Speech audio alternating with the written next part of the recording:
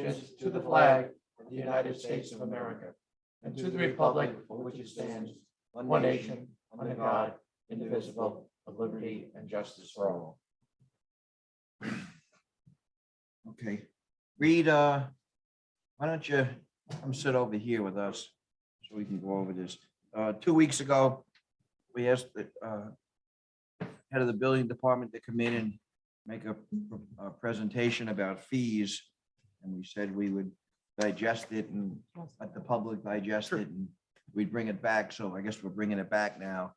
I guess, Meg, you've had a bunch of Yeah, there was some Also confusion concur. on how to do the math for the like single family dwelling. so Reed, let's just start with the whole premise, what we're looking to do and why we're looking to do it. Basically, it's further tweaking of the fee schedule to make it so that basically taxpayers aren't subsidizing the cost of building these big projects.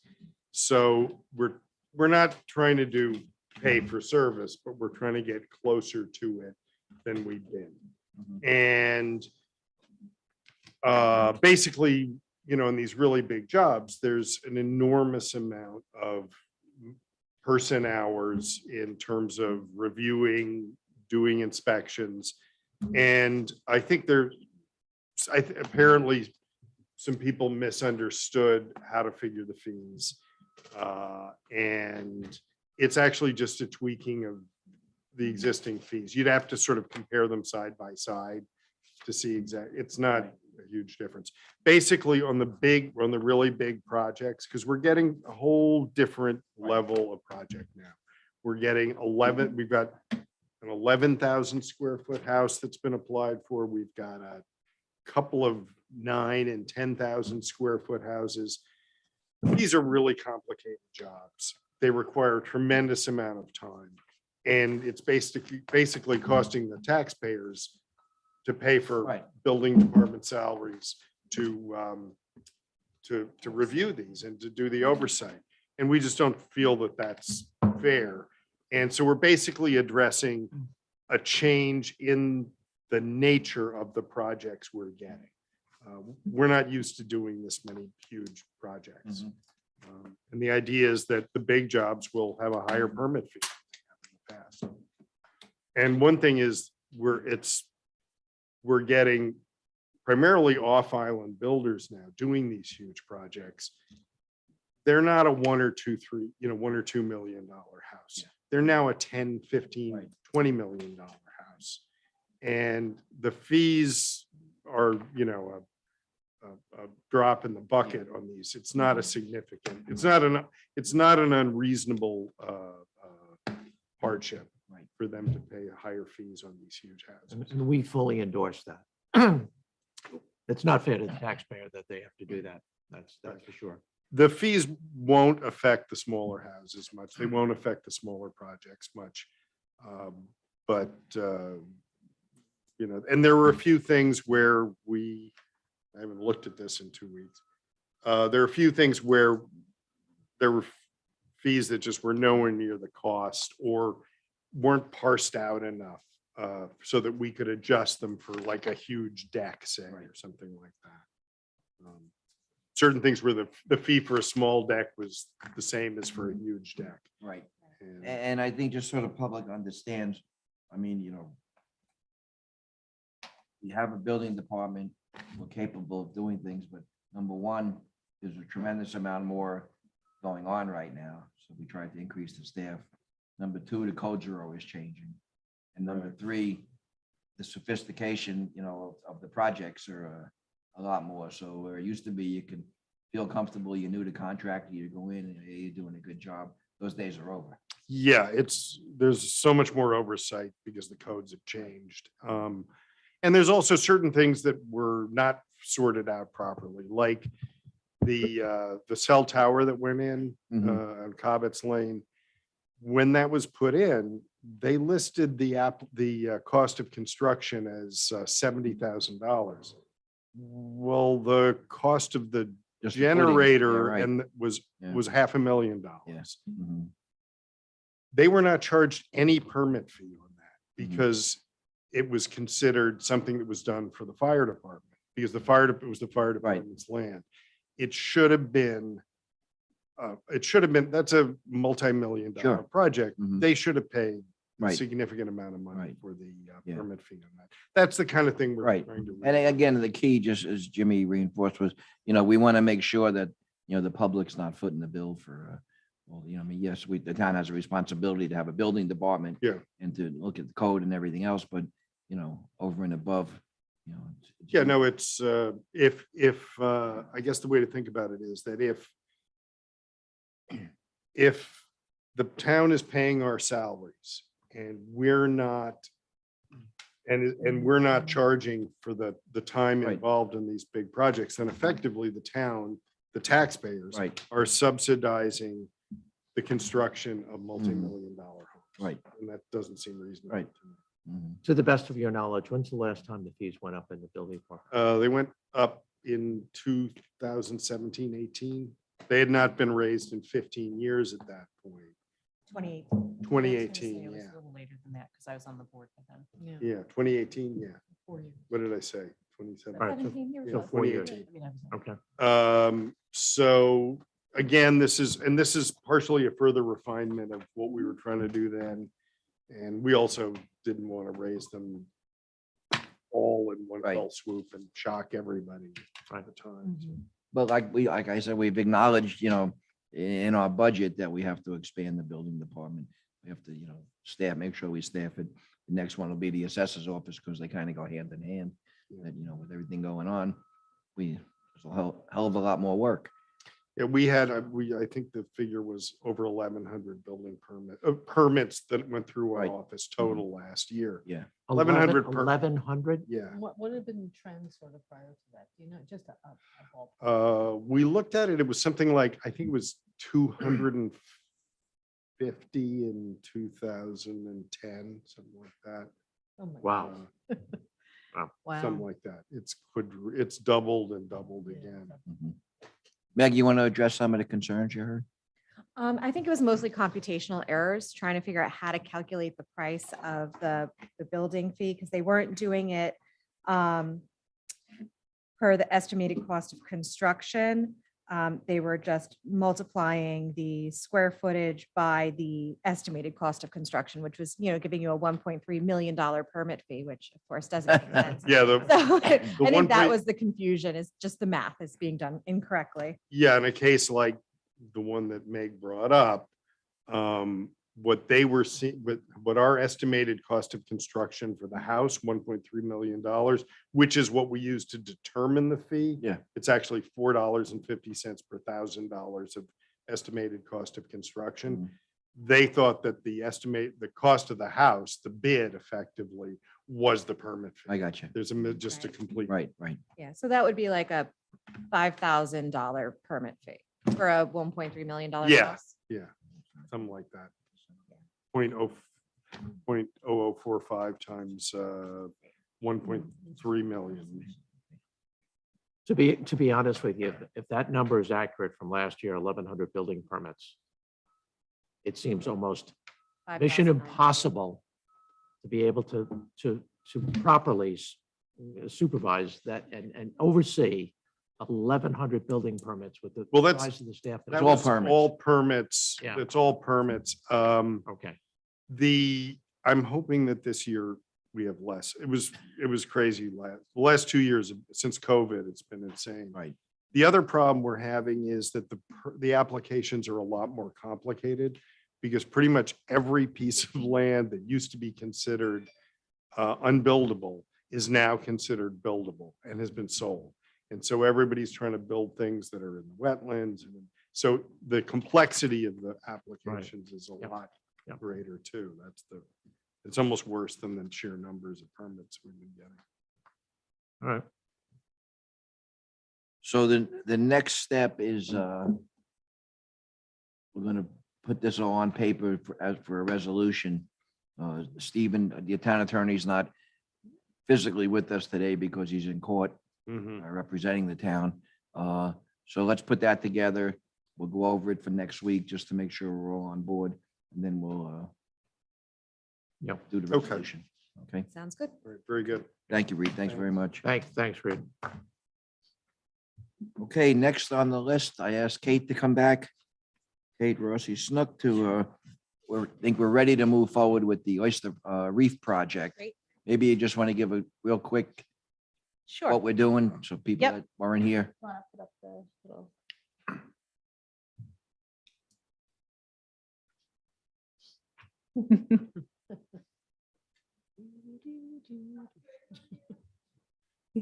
That's stuck in my head now every time we have a lull. Yeah, I I did that know. on I purpose, like- but I think the Jeopardy one. Yeah, I don't, it's horrible. Awesome. So this is just a single slide I just put together just to try to give a visual. I just went down to that site at the road end on the opposite side of the parking lot from the Dickerson Preserve. Took a picture and then superimposed. Basically, that's basically what it's gonna be. It's we have a 4-foot by 6-foot pallet. The tank itself is 48 inches by 48 inches. And everything is going to be contained on that 4-foot by 6-foot pallet as, so that's the footprint, basically. So the the blower for like aerating the water is going to be affixed to the pallet as well. So this is just an estimated, I tried to keep it to scale. I was like, but an estimated placement, obviously, like I'll want to make as little impact as possible on, the police department accessing the ramp and stuff like that, but. there's So plenty of we space. have the potential to go from there either even further or on the angle. Okay, So I guess it depends on the police boat. so You yes, know, you have to get in touch with the bay constables, okay, what works best I for could do them. that. But from the water side, what access do you really need? Anything? So really just, I'll be dropping a submersible pump. Yeah. Into the water just off the Right. side, just to fill the tank. We'll add the bagged clean oyster shell. They'll sit overnight. And then we'll add the oyster larvae. We're aiming for average 4 million oysters per set. So essentially, in theory, we'll be introducing like So 12 million. are we oysters doing in the anything end of from this. the bulkhead, like on a boat or anything that you need space there? No, Okay, all right. I mean, it would be nice to be able to like, once the oysters are set and we take them out, we'll pull a standpipe out of the center, it'll drain. And then I can like prep the tank for the next round. I can take those bags of oysters and maybe hang them in like milk crates in the water off the bulkhead, Mhm, just to mhm. give us a little bit more time before putting them out in Cockles Harbor. But What's the time frame, Kate, on that? From the time you introduce them into the bucket to the time they come out, and you hang them off the, so, like a week, yeah. Trying to think. Let me work that through. Fill the tank, have them sit overnight. That's 1 day. Add the oyster larvae, let them set for a couple days. That's 3 days. Yeah, it's like a week, okay, basically, A and then week break it, cycle. and then break it down and prep for the next round. okay. And we want to do 3 rounds. So So- you'll do 3 consecutive rounds? Yep, All right, so that if you started in sometime in June, by the beginning of July or so, that or some. basically, yeah. Okay, Mhm. so then. So we're talking about like a month and a half from like Right. setup to breakdown, and then it's gone. Okay. And once they're all in the water, let's say after the 3 rounds, do they remain there for the rest of the summer, or what happens then? Well, between each round, we'll be starting to plant them Okay, out in that spot in Cockles Harbor that, Oh. excuse me, that we talked about for Okay. creating the oyster reef. okay, all right. And it's like a nice volunteer Yeah. engagement opportunity too, for Yeah. anybody who wants to be involved. They can Okay. help us out. So the next thing we have to do is talk to the bay constables, Mhm, get the exact location. Yeah. And then we have to get electric to it. mhm, And you can see it's there, mhm. but we're not gonna run an extension cord. Okay, We'll have to bury something and put an outlet there. okay. Yeah, that's simple. I mean, is it on the sign right there? Yeah, that's Yeah. the power there. That's but the we power don't- box, We don't yeah. want to run an extension cord. No, you don't want to run extension cord. No, Yeah. some PVC down. Yeah, it's not that big a deal. No, it's not Okay. that big a deal. You could do that in an hour. Okay, great. And I just had a thought from is this considered business on town property? And that we should have that application formally filled out and approve it via that venue? It's a not-for-profit. I don't know. Yeah, I'm It's- just- Yeah, it's a yeah. not-for-profit. It's technically not a business. Maybe we go into some kind of agreement with, would it be with Cornell, but, Yeah. what's the actual group then? Right, so I already spoke to Stephen about that, and Okay. yeah, so Cornell, my colleagues at Cornell are working on drawing up an MOU, just Perfect. standard. Okay. Yeah. Okay. So we've got something. All right. Okay, thank you. It's a great project. Thanks, yeah, I'm excited that we're getting closer. Just do a lot of good public relations with it, Yeah. I mean, when you do some of these things, if you can invite the press out just to witness it, Yeah, absolutely. that'd be nice. And the coverage to school. Be able to see that. And the school, yeah. I know some people. You might be connected there. Yeah. All righty. Okay, so we'll just get together with the Bay Constable. Great, and we'll I'll talk shoot- to Brian maybe I'll Sherman about the electric. Should I just shoot them an email? Okay, Great. Oh, here's Chief Oh, right now. Hello. Yeah, so just a couple quick questions that we're clear on. You're not talking about putting a boat in front of the police boat along the water. It's just a landside operation. Correct. And then obviously we do have an electric meter down there. I'm not sure we have enough use to see what the additional cost would be, though. Is that something that the town is going to absorb? Yeah, it's only for a couple of weeks. Right. Yeah. It's not like consecutively running. Do you, Jimmy, do you need power by the boat? Yeah, we use that power source, yes.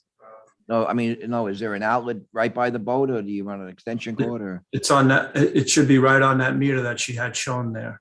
Yeah, so you. Yeah, there's an outlet at the meter Yeah. and then there's the dock box, like Okay. the, All right, we'll go over with Bo and Butch and Brian. Yep. Okay. All right, thank you. Thank you Cool. very much. all right, thank you.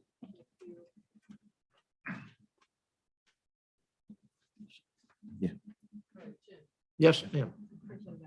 Oh, thank you. Thanks. Is that what he just? Yeah. Okay. Oh, yeah, I got 5 bucks. Well, yeah. Okay, next on the agenda is outdoor assembly permits. I guess there was a little confusion of what needed permits and what didn't. I think Sylvester Manor is looking for an exemption from the noise ordinance. Is that what that's about? Yeah. We talked about this one. Dottie, Chief, and I talked about it. And because they are asking for a noise exemption, it's going to go before all of us. So we're going to review it like we have been doing for those. For the ones that don't necessarily request a noise exemption, we're just kind of vetting them preemptively, and then I'll do a report if it's not asking for a noise exemption or use of town properties or things like that. So this one does ask for a noise exemption, Okay. so we'll review it. All right.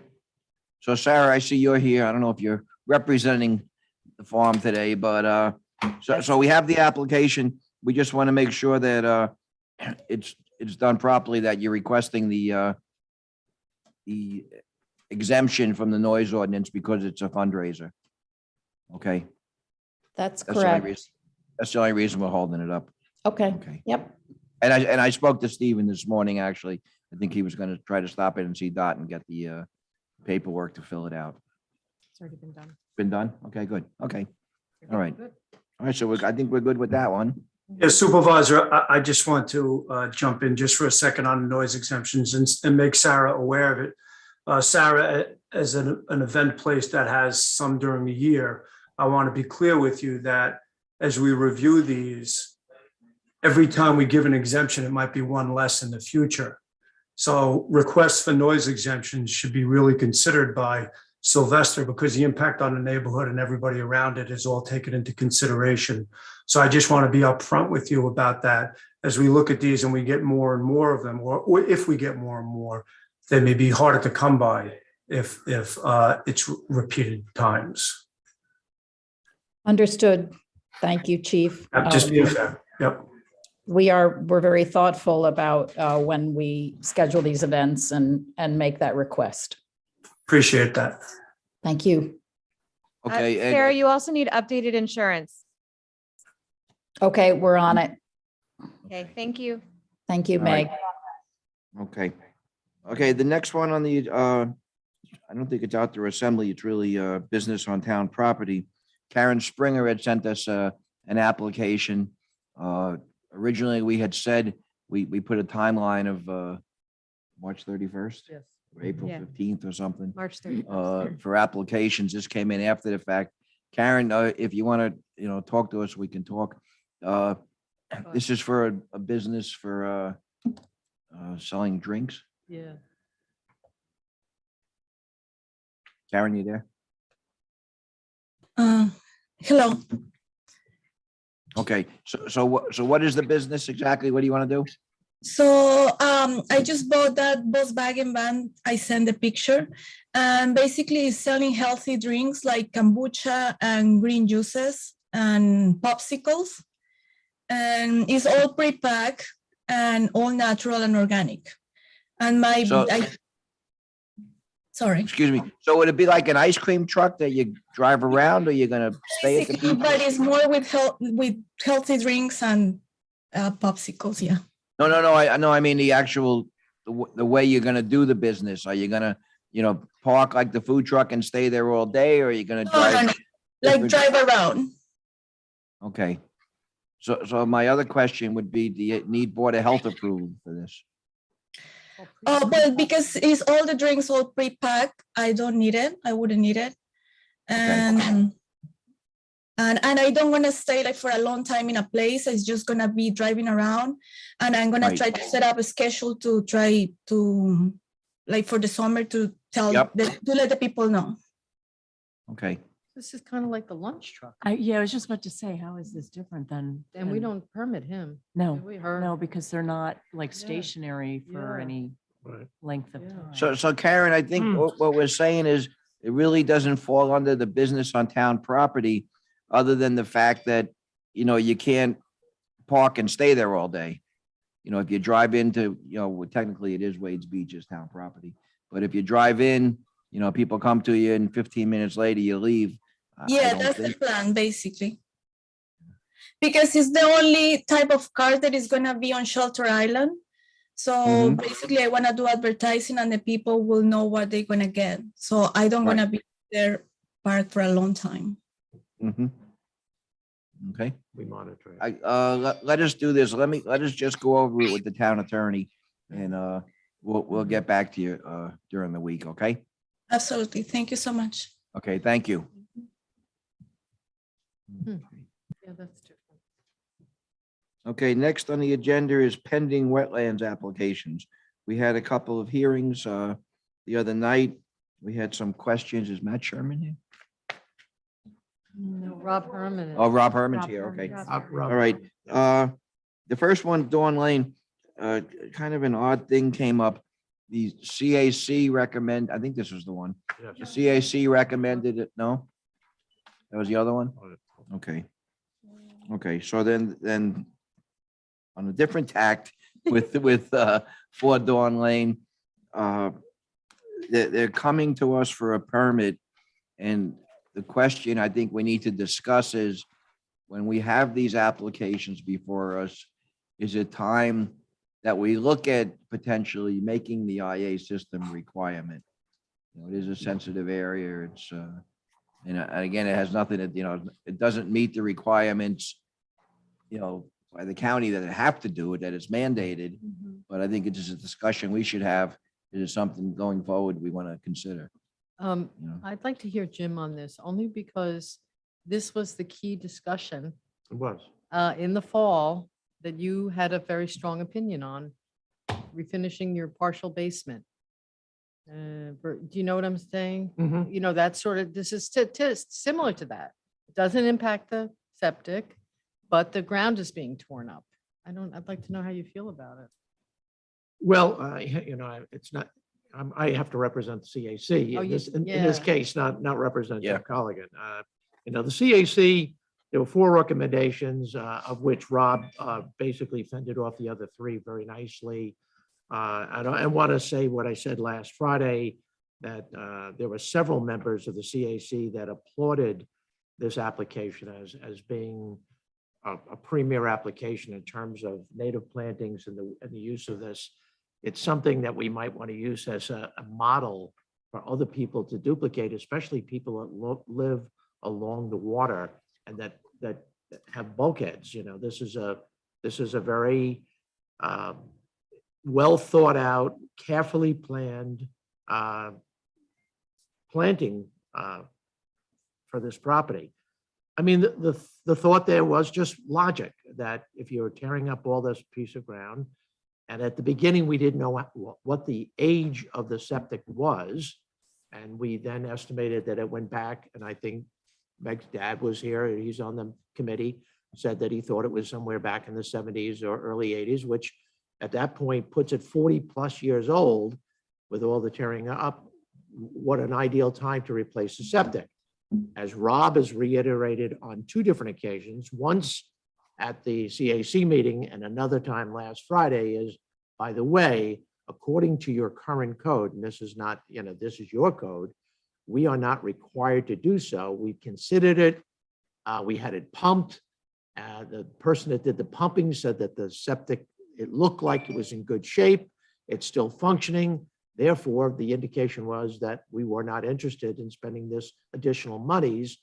And that was what was echoed to us last Friday. It was also echoed to me and the committee 2 weeks ago. So Rob, I think I've covered that fairly well, no? Or No, I think you have, Jim, and just super quickly, I just really was just 2 points. Is that one, the IA upgrade is a great form of mitigation for residential expansions and renovations, and the board should use it as a tool for that. But for projects that are totally unrelated, like if you had a swimming pool or a landscape project or something like that, there has to be some nexus. There has to be some connection between the condition that the board wants to place on a permit and the scope of work that's in front of them, regardless of how well-intended that condition may be. I forget who I was talking to about this, but just imagine, like, if one of you went in for a building permit, to put up a garden shed, and the building department said, well, we'll give you a permit for that, but wouldn't this be a great time to install some solar panels on the roof of your house? So if you install the solar panels on the roof of your house, we'll give you the permit for the garden shed. So the problem is that, especially if you're talking about an application like this, and we appreciate the reception of it being, a model type landscape application, as a board, you want to encourage other applicants to do this. You don't want to create a potential deterrent by imposing a condition on the application, like upgrading an IA sanitary system. If we were adding an addition to the house or expanding the footprint or whatever, maybe even without a requirement from the health department that it has to be done. If there's an expansion of a dwelling structure within your jurisdiction, I think it's completely appropriate to look for, the IA upgrade. But where there is an application that does not relate in any way, shape, or form to that sort of habitable space expansion, I just think it's difficult for the board to want to impose just a really totally unrelated condition to that project. That was all. Because remember, there is a management component to all of this, right? There's always a little bit of a carrot and a stick. And when somebody's coming in and they're looking to expand, you can allow that expansion under certain conditions that improve the environmental quality of the property. But if the whole application is really intended to improve the environmental quality of the property, I just would offer a caveat that you don't want to create, some sort of an imposition that creates a deterrent for other people to do the same. So Rob, you may want to go into law because you argued a pretty good case using a lot of logical sense to me. And as much as I love supporting the CAC on all their recommendations, it'd be a different if, maybe it's the impetus to the town board to take a look at these kinds of situations and change it moving forward.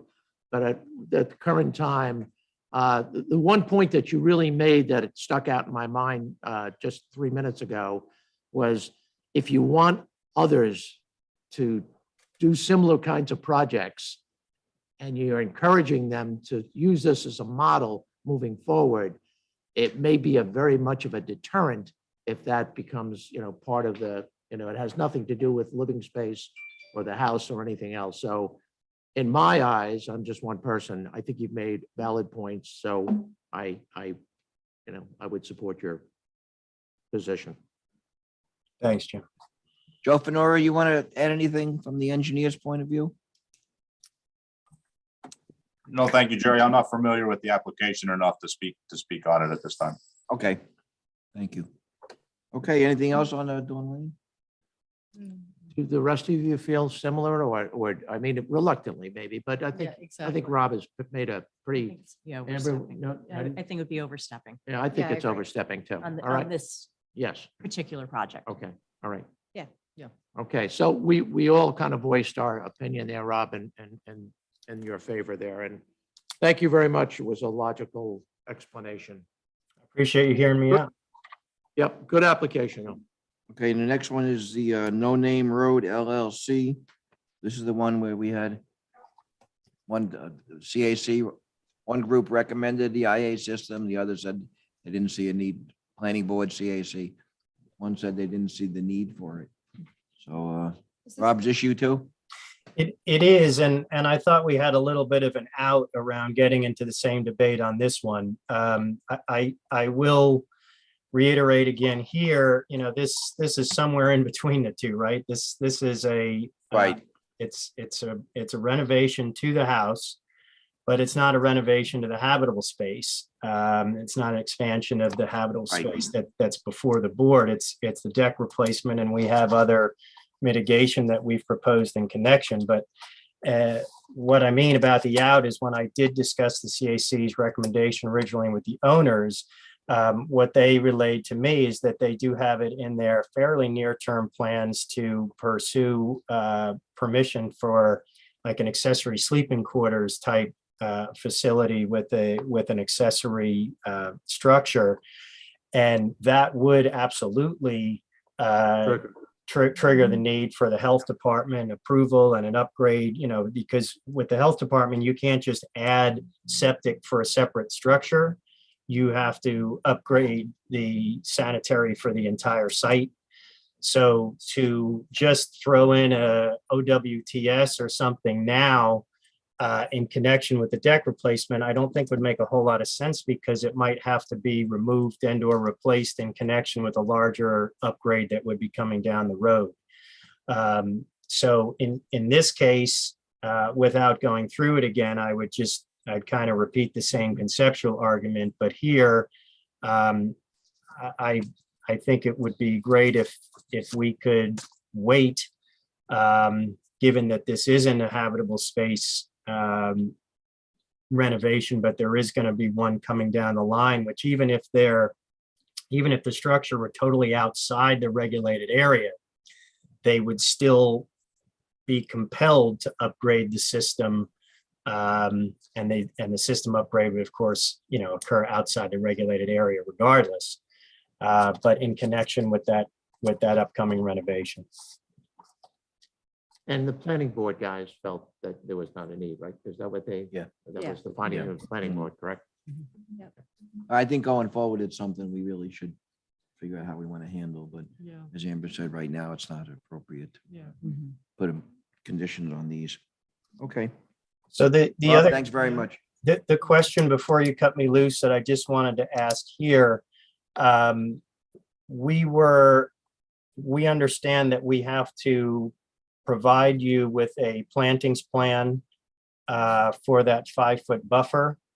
So I just wanted to make sure that the board didn't have any other comment about or contrary to that, because we would, invest in getting that done for you.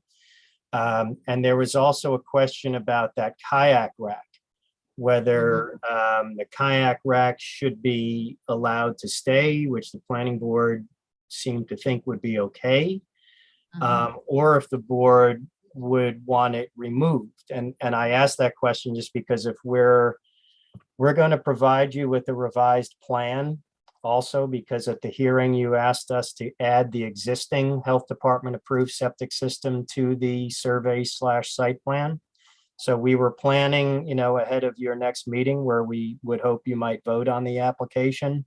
We were going to provide you with an updated plan that just shows the existing septic, but we would also want to know whether you also wanted the plan revised to show the kayak rack to remain, in which case we would ask you to effectively permit it as an existing structure, or if you would want it removed, because we would want to address both of those things on the plan.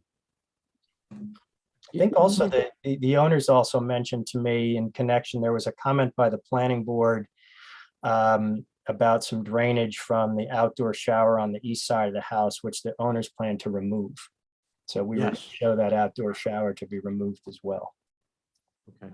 I'm looking at this rack. It's hard to see what it is because the boats are sort of on it and off of it. It looks Mhm. like not so much a rack. It looks like some lumber on the ground, no?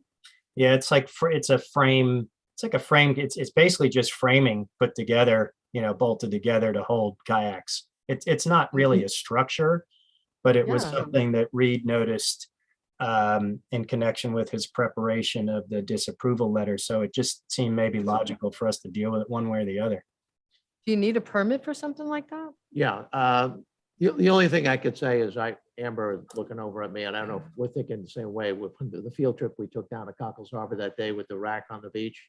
Remember? Oh, With the yes, house, Yes, yes. on the mhm. peninsula? Yep. And Al Dixon was very adamant, and then the board became very adamant about removing that rack from the beach. But it was not something that looked quite like this. It was more of a looking of a kayak rack that had a bunch of kayaks on it. But then It's the also- argument was always made about whether you would rather have the kayaks on the ground, and then high tide coming in and causing damage perhaps to the seagrasses around it. Are you better off having them off the ground or on the ground? Or should they be taken back a safe distance and stored where the tide doesn't become an issue? And when in use, you would walk, you pick them up and you bring them down to the water.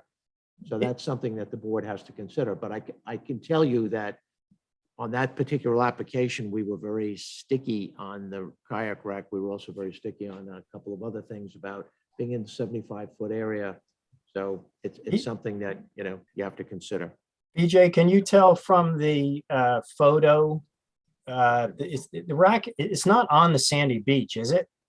It is, it sort of is. It's Sure. half in the beach Yeah. and half in the reeds, And which half in the is wet, not yeah. necessarily Everybody a- share it? That's- It's, I it's, couldn't I'd say it's poorly placed. Yeah.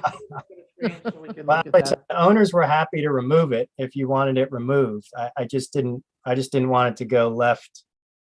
Right. And Oh yeah, there it and is. only- Yeah, so Only it's- remove it if they're not going to drag the boats through the seagrass. right. So it is up above where the public would be walking on the beach, though. That's what I was getting after Oh, yeah. in connection with It's Jim. above mean high water. You can see the line. Yeah, well above Rack line. behind that cedar tree there.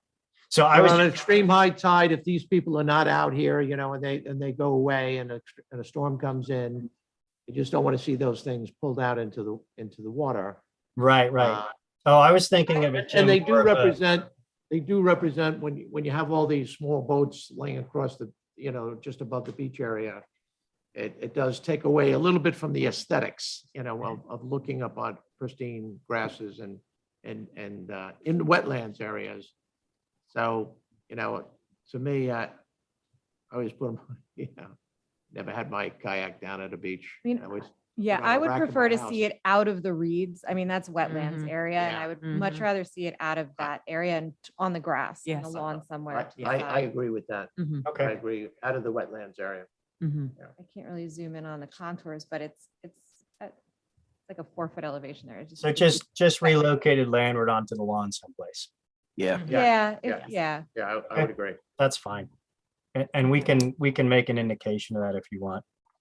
Thank you. Yeah. They're easily dragged along the grass to bring down to the beach, you know, I mean, you don't even have to pick them up, you know, you can just drag it down the beach on the grass.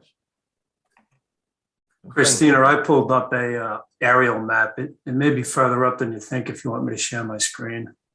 Yeah, go ahead. That's more the vegetation is wetlands vegetation. You know, the reeds are Yeah. wetlands grasses. So it's environmentally, that's kind of where it's at. In that case, they're not. I mean, that's just Phragmites that's growing in there from dredge spoil, but Yeah. it's not worth spending much more time talking about. I did Right, speak, to them, exactly. Thank you, Rob. and they're happy to move it. Okay, Okay. Thank you. good. Yeah. All right, thanks, Rob. Thank We you. should have this as soon as we get the planting plan and the survey. We'll, Yep. No. Did we answer your other question? You had like a 2-part question, the racks and. The shower being removed? Oh, yeah, no, I was just letting you know that the owners had advised me that the outdoor shower on the east side of the house is to be removed. So we will give you an updated survey/site plan that shows the kayak rack moved back onto the lawn, that shower to be removed, and an approximate location of the existing septic from the health department approved survey from the prior owners. And we'll get that to you along with the plantings plan for the buffer. great, thank you. And if we're able to get that to you, is there a date by which you would need that in order to be able to vote on this application at your next meeting in 3 weeks? No, as long as we get it, like, you know, at Next- least the yeah. week before. Yeah. Yeah, I was Okay. gonna say The work next- session before, that Tuesday before the meeting. Work Next session week, before the meeting. next When is the week, date yeah. of the next meeting? 10th, June 10th. Yeah, if the sooner we can get it, Rob, obviously. Yeah, because we we have can to get it. incorporate it Yeah. into the resolution. Okay. Yeah, we'll get it to you as soon as we can. Okay, All right, thanks all. thank you. Bye. Okay, next on the agenda is the accessory dwelling units. Liz Hanley was going to come in and make a presentation, but she couldn't make it today. So just a real quick discussion on this. The accessory dwelling units are something that the governor had tried to put in statewide, that basically anybody can put them anywhere they wanted. And obviously it went against home rule, and she heard from every Everybody. constituent. And, you know, it didn't work. I mean, she meant well, but it was just kind of silly the way she wanted to do it. So we're looking at accessory dwelling units, which are it's not new construction. It's any construction that's already there. And I think one of the things we need to have a discussion with the housing board and maybe to charge them with is how do we incentivize? Yes. Incentivize this whole process. Guys, thank you. This whole process, you know, again, just throwing things out there, you know, maybe we can do some kind of, you know, grace period to get it up to code, you know, give them a year to get it up to code. Maybe we can look at possible, you know, tax abatements for X amount of years if it's rented year round. And maybe we can look at WQI money for, you know, grants to put in a septic system if they're gonna have an, you know, Yeah. accessory dwelling unit. The ADUs are one of the easiest things to do right away to address some of the housing needs, because a lot of these, you know, structures are there already. So my memory is vague on this. I feel like there was a committee or a program in place. Who was on the committee? This is a while ago. I'm going to say in 2008 or something in the early aughts, where you could go, you know, go with Yeah. your apartment, Yep. you know, your ADU and Yep. get approved. Yes. if, You know, Mary Faith Westerville was also Yeah. on it. Yeah. Community housing. plan. So that's the community. And Mhm. so what is different about what we're talking about Nothing, now? nobody really jumped on it. Nobody. They jumped didn't on want it. to, you know, legalize, you know, it wasn't legal. They didn't want to have to, you know, make it legal, but the Right. town felt that it got to be safe. Yeah. So it has to have, you know, the Yeah, CO. You can't It just. has to have those, Yeah. the smoke detector, all that. Mhm. Uh-huh. And it didn't, and near shore overlay was not accepted. Right. Right. So I just think, you know, in the big picture, we need to look at, you know, what's allowed, what maybe should be allowed, and how we can, you know, Yeah. give the people some incentive to do it. Yeah. All right. Yeah. So is Liz coming next week? Okay, so but before then, I'll have a chat with her and we'll see if we can come up with something on that. Okay. Okay. Okay, and that is it for the agenda. We'll start with board member reports. Meg? We had our comp plan meeting last night and I think it went well. Tried to clear up some confusions or just feelings of just created clarity. There's a lot of rumors and speculation, I think, that are bouncing around about different things. One of the questions we got was, are you building community housing on CPF land? And the answer is no. No, we're not going to build community housing on CPF land. CPF land is preserved and you're not allowed to build housing on it. So we're not going to build housing on it. And I think that comes from a confusion about the transfer of development rights program and how that works. And, it's been explained a few times. There's a good presentation on the Town Community Housing Fund website. So you can look at that about TDRs. There's also confusion as to the use of TDRs, what they can be used for. And when we created the fund, the Transfer of Development Rights Fund, which is the bank that holds them, we specified in that legislation that the transfer of development rights can only be used for community housing. So it's community housing specific. I know other towns around us have allowances to use the development rights for other things. But that's because they included those other things in their legislation. We did not. Ours are very specific, only for community housing. So there's that.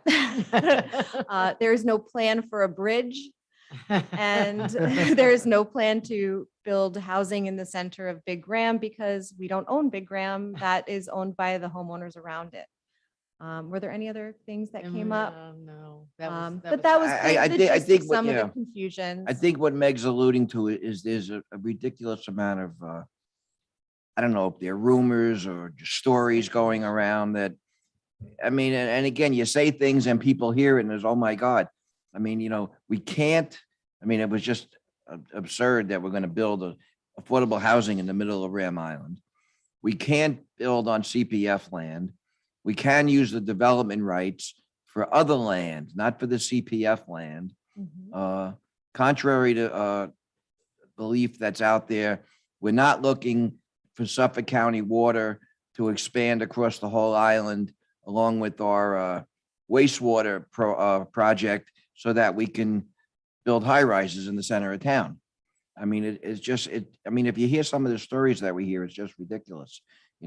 Again, we can't say enough. This town board has committed to water and housing. Everybody ran on that. Everybody's been talking about it for the last 30 years.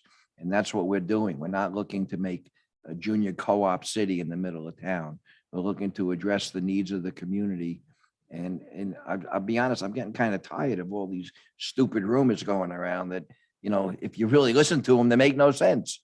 Well, hopefully when we get into developing the community housing plan, which is something that the housing board and the consultants will work on with community involvement, with public hearings, that will help clear up some of the confusion because there is no plan right now. That's what we're working on developing. So anything and everything are just concepts and ideas until the plan is developed. And that's hopefully what we'll be working on this summer. So hopefully these questions and speculations will be resolved while this work happens. So just stay tuned. Yeah, exactly. I think what the supervisor has also said, and I'll echo, and I think Meg made a very good point right here, is that there's a difference between misinformation, confusion, a lack of an understanding versus a deliberate attempt to sabotage.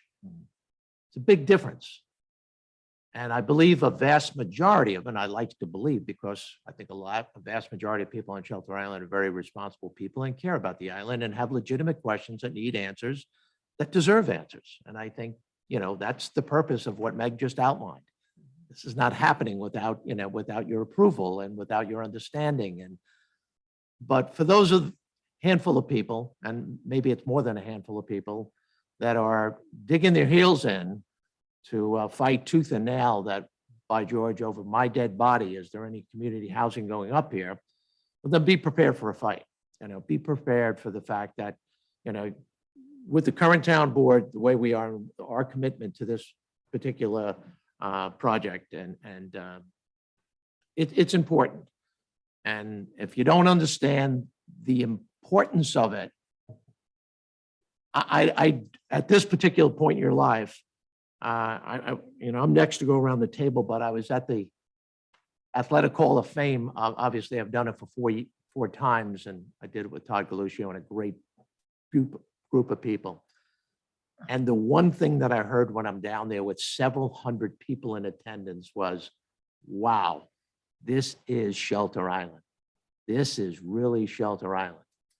And honoring coaches and players back in the 80s and 3 and 4 decades ago, and the beauty and the love that was shared on Saturday night in that school.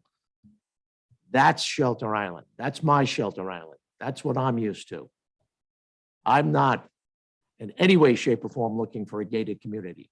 If Margaret and I wanted that, we'd be in Florida in a gated community. We love it here, but there's got to be a balanced community. So yes, continue for the 90% plus people that are out there asking good, solid questions. Continue to ask those questions. Continue to attend the different presentations that we have. But for the handful of people that are out there that really don't approve, it doesn't meet with your expectations of what you think this island should be, then be prepared for a fight. That's all I can say. Thank you. Jim, if I could add this, what's happening, it seems to me, is there was a confluence of events or of needs that just so happen to meet up in 2022. We have bad water, and I shouldn't say bad water, we have affected water in the center that really we cannot ignore anymore because people live here and kids go to school here. That has to be dealt with. Suffolk, West Neck Water had a few years of delayed maintenance that really made it problematic to bring that up to speed on just without sharing it a little bit with a greater community, in this case, Suffolk County Water. So there's that. And the loss of island families has reached a critical point. And so now you have us and we come here and we're sort of an activist board after maybe a few years of leadership, where it was kind of status quo. No, let's not consider, taking out a bond to acquire St. Gabe's. Let's not build a community center. Let's not. And we're saying, well, now we have to. These are just things we have to do. But what's happening is people are connecting dots. Here's the dots, the water, affordable housing. Here are the Suffolk County Water. Here are the dots, and they're connecting them in such a way that makes it look like there's something in our brains that's not. It's just that all these things need to be handled. They need to be handled now. We're here to handle them. And we're not here to handle them in a way that's going to change Shelter Island in any dramatic or bad way, negative way. It's just, it's to keep, it's to preserve, not to expand or make different in any way. Yeah, I feel like people are coming at this, that these things are mutually exclusive, and they're not mutually exclusive. Right. Yes, there are competing priorities and concerns, but we are trying to look at ways to weave them together in a tapestry that makes it all work together and for the greater good. And it's not anything nefarious going on. Right. Even though it's sort of, if you wanted to, it could look, like, oh, you're doing this A so that you could get to B and then get to C, and heaven forbid, when you get to M, it's going to be, good night, Mary. Yeah. Yeah, it's a chess game that we have not gotten. No, we're not. Our brains haven't gotten that far down that chess game. Those moves are You know what I way. mean? Yeah. I think the two of you and the three of you actually covered it much better than I did. I think that's exactly what's happening. And people are misconnecting these dots when they are not mutually exclusive. They're all connected, And I think it's also important to note that we're trying to develop this plan. We don't have a plan yet. The plan is in process, and it's going to be done with consultants, with professional advice and input, and with information. So part of the development of this is a generalized generic environmental impact study, Yeah. looking at the entire island and figuring out what's appropriate, what's not appropriate. That's all part of it. So it's not going to be an uninformed decision. It's not going to be something that is not in keeping with the character of the island. We're not looking at mini malls and condos. We're looking at cottages and rental apartments, Yeah. nothing extreme or severe or scary. We're out of. And it'll be an informed decision based on fact, based on science, based on the research and the time that people are putting into this. So, participate when the public hearings come up and Stay informed. pay please. attention to the documents that we put out. There's a lot of information available on the website. Amen. Back to the comprehensive plan, if I could just for a minute. Coming up is we finished a few chapters and Meg and I are going to tidy them up in the next few weeks. Finished meaning the committee feels like their input is sufficient. We're waiting for some data from various organizations on the island to really put the final touches on it. But we're thinking by the end of June, next CPAC meeting, the committee will review what we and Meg and I do in the meantime. And then in early to mid-July, to have the first of our public workshops. Again, we'll keep you all informed as to when that is, but I just wanted to give everybody a heads up because people are anxious to have a timetable, but in the absence of a timetable, which we're not able to give because of too many unknowns vis-a-vis the studies that we're waiting for, I think we can give you 6 to 8 weeks worth of a timetable, Right. and there it is, okay? And we'll post the information online. We'll make sure it's available. We'll send out a notice to everybody. It'll be on the Facebook page. It'll be on the town website, letting you know the information's available. We'll announce it at our work session. And then, people can Yeah. join. Yeah, please. Good. Anything else? No, I think that covers it real well. No, I think that's it. Yeah. Okay. Jim? Yeah, I just want to thank all the a couple hundred people that showed up at school Saturday night. We inducted 2 teams, a coach, a deer coach, an athletic director, and 5 former athletes, 2 additional athletes that could not come because of sickness in the family that required their attention. But it was a wonderful night. It was a 3-hour event, which started at 7, was over at 10 when we did the formal inductions. And then we went down to the Hall of Fame for the unveiling, but it was so nice. I mean, it's the highlight of my year. I love going to that thing. There's not another thing I do on this island that I get more pleasure out of than watching this all unfold. And the things that are said that really hit home. There's just a lot of goodness in that auditorium that day. Legion Monday, Memorial Day. I'd love to see a big crowd. We haven't had the all the festivities and because of COVID. Lost at Sea ceremony will be at 8 a.m., not at 8:30 down at Picosi's with the fire department and the Legion. And the parade starts promptly at 10 o'clock for elderly people especially for military that like to be in the parade. We're trying to assemble additional cars so that you can ride and do not have to walk. So that's nice. Want to thank everybody from the community that attended Jim Polychron's ceremony on Sunday. So well attended. I said it last week, but I'll repeat. We had a ton of people come out from Valley Stream, all of Jim's high school friends and lifelong friends, along with the people from Shelter Island. And Jim just was the epitome of Shelter Island. He was a giver. He just did a lot of things for a lot of people, and God, we miss him dearly. But a nice event. Thank you.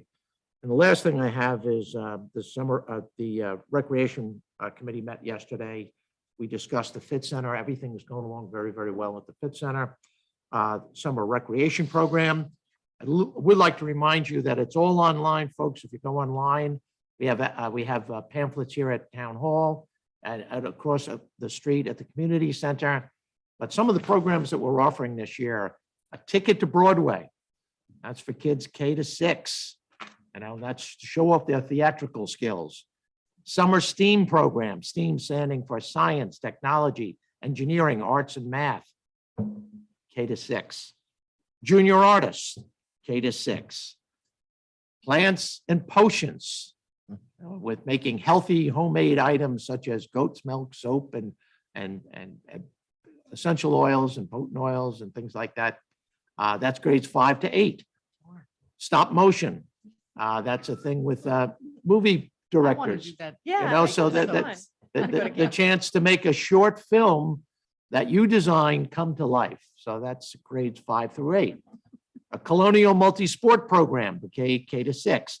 These are the basics of different types of sports that they offer for kids in the elementary level. Swim programs, 4 years of age and up, located at Wade's Beach, goes on for the month of July for 4 weeks. Great program. They have level 1, level 2, and level 3 programs for the kids. That should be well attended. Community summer tennis. We have programs for grades 5 and 6, 3 and 4, 1 and 2, and 7 to 10, and adults 16 and older. So we have a tennis program for pretty much everybody's needs. We have a sports skills program. We do a week on soccer, a week on basketball, a week on dodgeball, a week on kickball, and obstacle courses. That's for grades 5 through 8, 5 through 12. We have a speed, strength, and hoops program where we work on basketball skills. It's kind of a basketball camp, but it's also transferable to all kinds of sports if you want to improve speed, strength, and skill levels. So it's a carefully thought out program. Bethany does a great job. We are on par to what we've signed up in the past. So I encourage you, there are limits, size limits based on the number of students that we can accept into each one of these programs. So if you're thinking about those programs, there's a nice brochure. Pick it up across the street or here at Town Hall. Take it home. It's also online. You can go on the town website and look it up. We're working on the comprehensive plan as we speak, trying to finalize some of our inputs in there. Big thing, though, is the future of the Fit Center. That I think the town board, we eventually are going to have to think about what we're going to do with the Fit Center. Got to be something that we think about with the comprehensive plan. Looking forward, the Fit Center is well used by the adult population and the students here, but it's not going to last forever. The thing that's going to end it is insurance companies. And it's know, small. It is small, but the school insurance companies, the fact that we do massage and we do physical therapy, it's unheard of. I can't imagine a population of people coming in the 70s and 80s getting physical therapy inside the school building during the course of the day, but it's done here. But so we have to think about that. We have a plan A and a plan B. A plan A would be using the existing facility over at the community center and expanding the community center back towards the field, towards Fisk Field. Plan B would be a new site, which would obviously, and again, people come up with, what about a pool? What about racket club? What about, indoor racket clubs, sports? I think we're looking basically and realistically at a Fit Center that's similar to what we have now with a little bit more. Yeah. A little bit more room, Maybe more a little bit more space, a little bit more for exercise and things like that, that don't detract from the community center. Remember, the community center is going to be used for voting, which brings me up to my next point about Brian getting in there after the 10K. Remember, we talked about using the porch and the walk, we have a 2-week period in there between the 10K and when the start of summer programs. They don't think it's going to be done, and it could be done in that time frame, and they're asking you to look towards the end of August and beginning of September. I think it's a better time frame to work with. Brian's got enough on his plate right now with everything he's got going on in the summer. I think it would be, and I'll discuss that with Brian, looking to move that back a little bit. I'd also like to look Yeah, I would at, say after the craft fair, if that's the case, like. Yeah, it would be. Work would have to be after the fair. it actually is August 28th. I don't have the note in front of me, but I think it's right there at the end of August, week before Labor Day Yeah. and the weeks after Labor Day, that we could get it done in that 2-week period of time. Or if we needed more time, that's a better time of the year for it.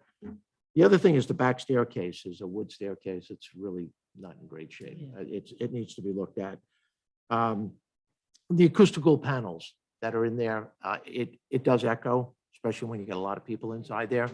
So adding of the acoustical panels to the roof and to the sides should help in terms of curtailing some of the echoing that goes inside there. Because since they removed the top, the noise is a little bit of a factor. Not if you're in small groups, but in a larger group of people, it does, especially when you have the kids programs in there. So that's basically it. thank you very much. Thanks, Jim. Right. Amber? I went to the housing convention at the church in Sag Harbor on Thursday. It was an all-day fair. And it was very interesting, lots of different speakers, sometimes things that like had no, application to housing on Shelter Island. But other things that just gave food for thought. And I was sort of looking through, because I'm still synthesizing like some of the takeaways, but just comments like one person talked about the perception that landowners are first-class citizens and renters are second-class citizens. Mm. And it really got me thinking, like, sometimes the people, especially who are against affordable housing or community housing, think the only investment in the community is your physical land investment in the community and don't give credit to my investment into the community as a renter, the organizations and things that I've done through the years. So it was kind of an interesting thought. So just kind of like things like that got tossed out that were more philosophical. Questions about Good point. how though. we can, someone who wants to build, a 6,000 square foot house with 11 bedrooms and 12 bathrooms, the hurdles that they go through versus if we were going to take that same footprint and turn it into housing that was broken up into 1, 2, and 3 bedroom apartments with the same number of bedrooms, same number of bathrooms, like. Probably less bathrooms.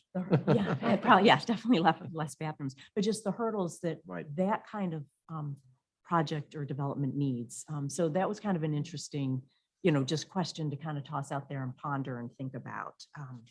Some of the things just gave us some data points to consider, just how housing prices have, risen in relation to income levels and, Sure. that kind of, those kinds of Skyrocketed. analyses and, trying to take a look at that at a more, local level when we start to, look at this, for, the Community Housing Board in Shafab when they're coming up with their plans.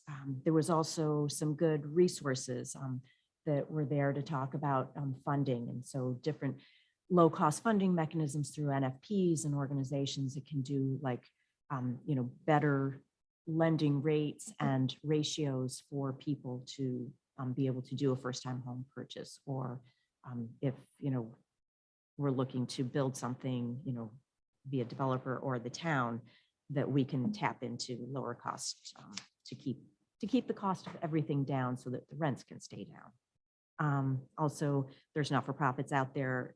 Like if we don't want to set up a housing authority and we can't do something with an IMA with another town like Southampton or East Hampton, we have housing authorities. If that doesn't work in an IMA, that there are not-for-profits out there that could help us with some aspects of managing things. Wow, So that's that great. we don't have to take on the infrastructure Yeah. of Really another great. department or full-time person.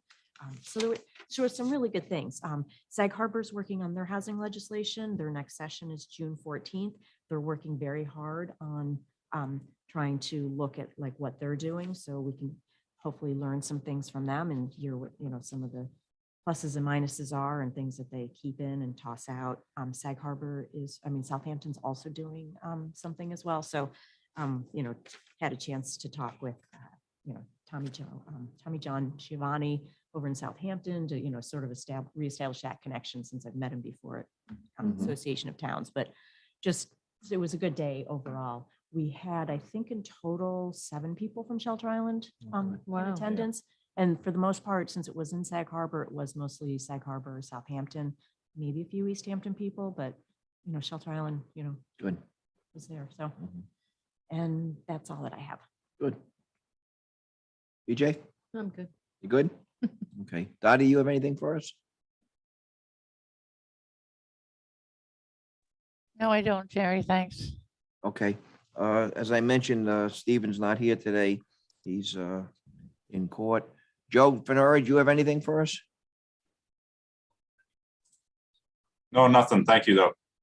Okay. All right, we'll open it up to the public. Any questions, comments? Julia? I have a question, Jerry. Last week, we were aware that the town board, all 5 members, met in a session that was not announced to discuss a possible resolution dealing with the WMAC. And we learned about it from someone who happened to be at town hall at that time. But under nothing that we can find under the open meetings law, does it allow a discussion like that to take place without an announced session? It could have been even a special session that was called if that was necessary.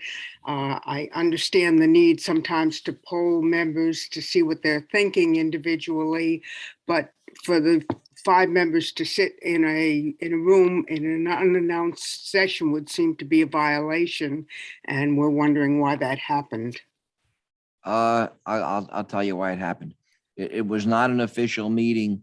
On Fridays before board meetings, the town board members come in and sign checks and sign vouchers, and we go over the agenda of what's going to happen. Usually I try to stay out of the room, but I happen to walk in to sit with everybody.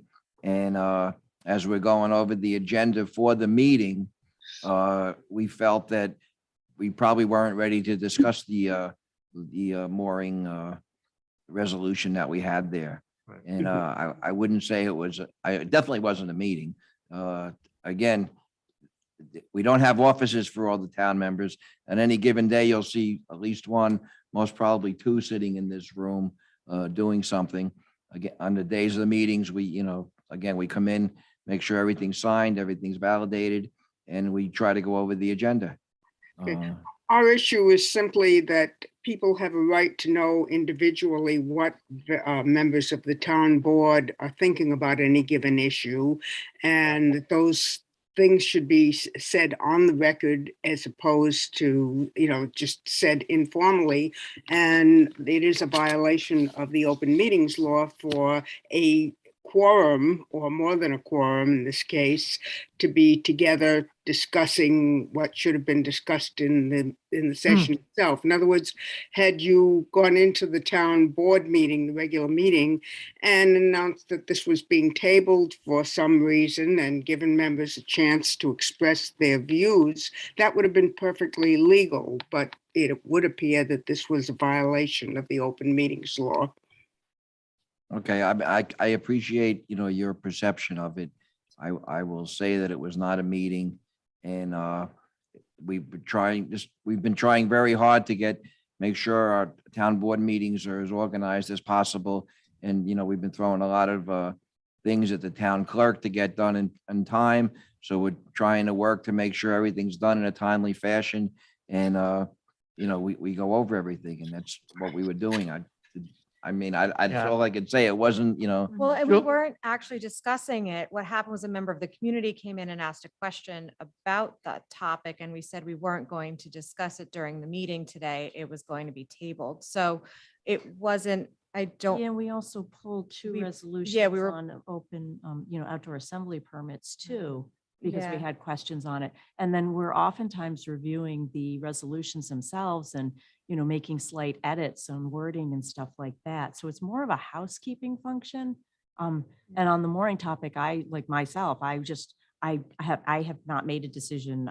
We are going to have that conversation publicly, so that I don't have an opinion set at this point in time. So I think it it's, wasn't an organized or planned meeting. No, We drop our things off. So at we have the 4:30 meeting, and before then there's a ton of housekeeping. And Yeah. the doors are And open and the anyone. doors can are come open to in. the public. Yeah. There's it's really just crossing our Ts, dotting our Is, and everybody's working on their own project.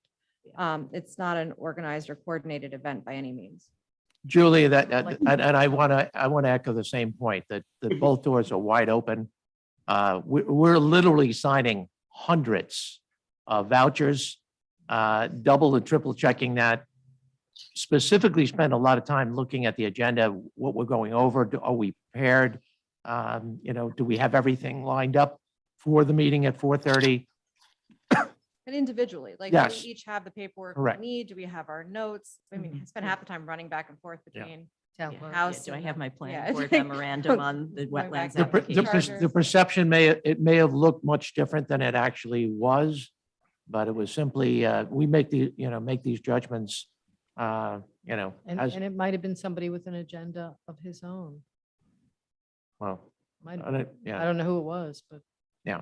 But anyhow, we hear you though. Mhm. And it's a point well taken, and we'll be more careful in the future, I guarantee you.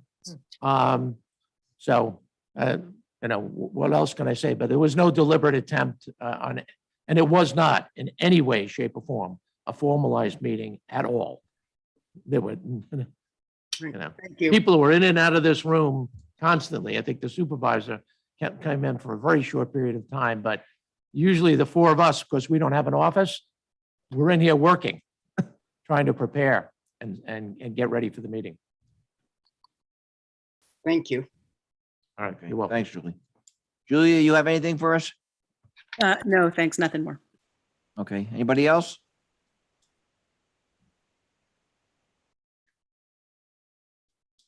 Okay, if there's nobody else, I'm gonna make a motion to adjourn.